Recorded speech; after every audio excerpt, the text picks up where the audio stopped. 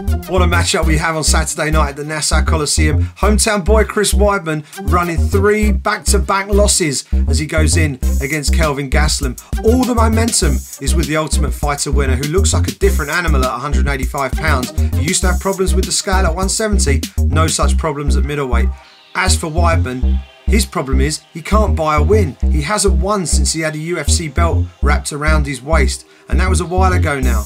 I think the momentum is with Gastelum, I think the form is with Gastelum, and I think Kelvin Gastelum has got the skills in the bank to get this one done and send Weidman even further down the middleweight pecking order. I'm going for Kelvin Gastelum by decision. Chris Weidman needs a win bad. 3 losses in a row is not good, especially if you want to be contending for the UFC middleweight championship, which he is far from right now. The rehab process starts on Saturday night in Long Island. It's his backyard. Now don't get me wrong, Kelvin Gastelum is going to bring it, but I think Weidman will just do enough just to get it done on the judges' scorecards. I see Gastelum pulling this off pretty convincingly. He's been looking great ever since he went to middleweight. He looked fantastic against Vitor Belfort, against Tim Kennedy. Weidman, on the other hand, has been on a bit of a downswing.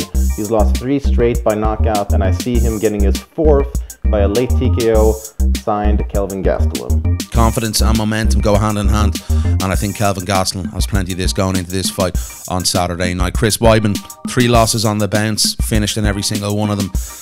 You know, I think the added pressure, you know, fighting pretty close to home in Long Island as well, I'm not so sure it's a good thing on Saturday night. Kelvin Gastelum, you look at the performance against Vitor Belfort, I know it was overturned because of the marijuana situation, but, you know, what a finish.